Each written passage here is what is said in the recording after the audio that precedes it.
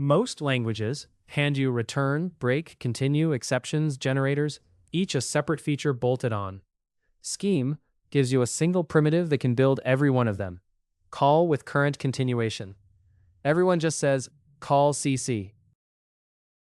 Call CC runs your function and gives it K, the current continuation, meaning whatever the program is about to do next. Ignore K, and everything's normal. 1 plus 2, 3. But call K with a value, and control jumps straight out. Look, we're inside a +1, yet calling K a 42 abandons it, and the whole expression is just 42.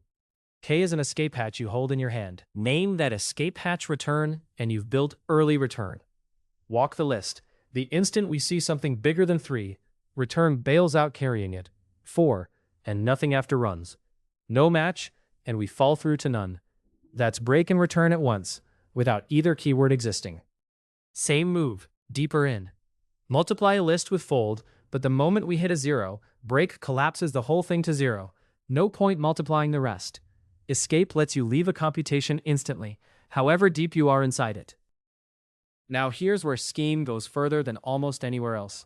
That continuation isn't only an exit, it's a value. You can store it and call it later, even more than once.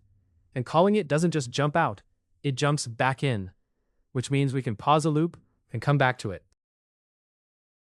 It looks like a lot, but it's the same 2 moves. Each time the generator hands back a value, it first saves a continuation, called resume, a bookmark into the middle of the loop, then jumps to the caller with the value. Call the generator again, and it resumes from that bookmark. 10, 20, 30, done. We paused a running loop, walked away, and came back.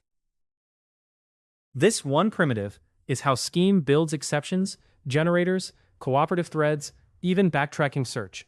It's powerful enough that in day-to-day code, you'll use the simple escape version 99 times out of 100.